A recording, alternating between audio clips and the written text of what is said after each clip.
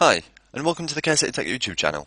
In this tutorial, we'll be covering recording or live streaming a lecture with Panopto for display on Moodle via Kent Player.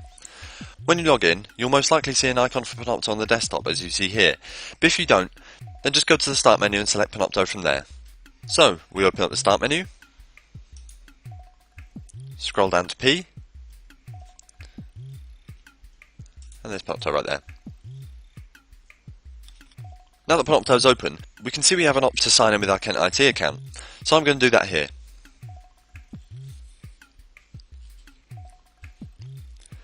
When you've logged in, this is the screen you'll see. Firstly, I'm going to draw your attention to the session folder section up here. Here is where you'll tell Panopto where you want your lecture to be saved when recording stops. By default, it will usually record into your personal folder, which can't be viewed very easily by others unless you share it with them specifically. However, be aware that this does not make the video private only to you, but we'll cover that in a later video. You can click this icon to open your folder menu. Any module that you're registered as teaching for on Moodle should automatically be displayed in this menu. Simply select it to record into that module. If it isn't, then go on to Moodle, log in, go on the module that should be displayed. On the right hand side you should see a Kent Player block like you see here, which will contain the recordings for that module, and also show your access to record into that folder. If it says Viewer, like we see here, then you are either not registered on this module as a teacher, or you haven't signed the academic agreement. If you haven't signed the academic agreement, a message will be displayed in this block saying, "To gain creator access, please sign the terms and conditions." Click this message and follow the on-screen instructions to sign the academic agreement. A link to the official University of Kent guide will be in the description, which has more detailed guides on setting up a Moodle block for use with Panopto. If you already have creator access and are registered as a teacher on the module, then you must delete the block and create it again. This will force Panopto to recognise you as being allowed to record into the folder. This might take a few minutes to a few hours to show up on your session folder section.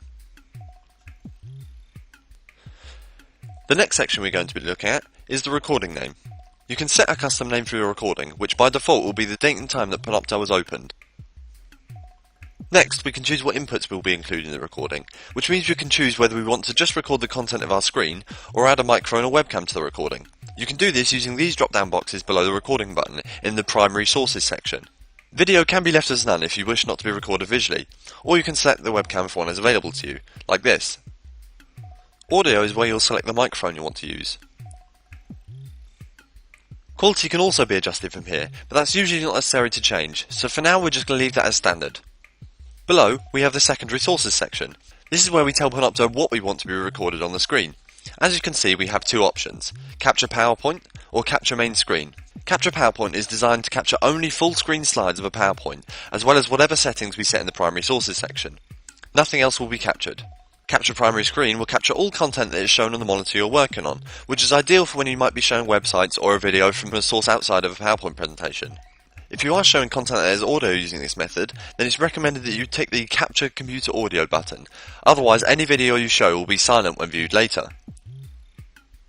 If you want to view what will be recorded, then tick the Enable Screen Capture Preview box shown here, and you'll see a very small version of what will be recorded when you press record. Finally, it's possible to broadcast your recording live as you record it. To do this, click the Webcast box in the top right here. You can share your stream with users once you start recording. When the recording has started, a link will be displayed in the box down here. You can copy and paste this link into an email and send it to people. However, they will have to request access from you to view it via email. You can also share it with people by clicking the Share button. This will open up a browser window showing you who currently has access to this video and what levels of access they have, and also invite you to type in names, groups, usernames or email addresses of people you would like to have access. Usernames tend to be the best to enter in this box, as they usually are fully unique and ensures the best chance of easily selecting the correct person to share the video with. Groups can also be used to easily invite a group of people to view the stream. You must use the full group title as it appears elsewhere in order to do this. For example, if I want to share this stream with all architecture staff, then I would use the architecture-staff and click on this option. Once you click save, it will send an email to the users or groups you've selected in this box.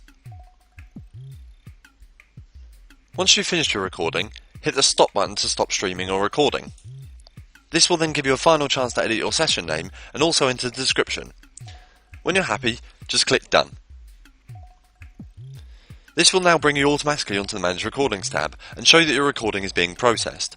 You don't need to stay logged into the workstation whilst this is happening, but the computer does have to stay on, so if you need to leave, then simply log out and walk away, and wait for it to process and upload. Only once processed and uploaded can it be viewed online by yourself or students.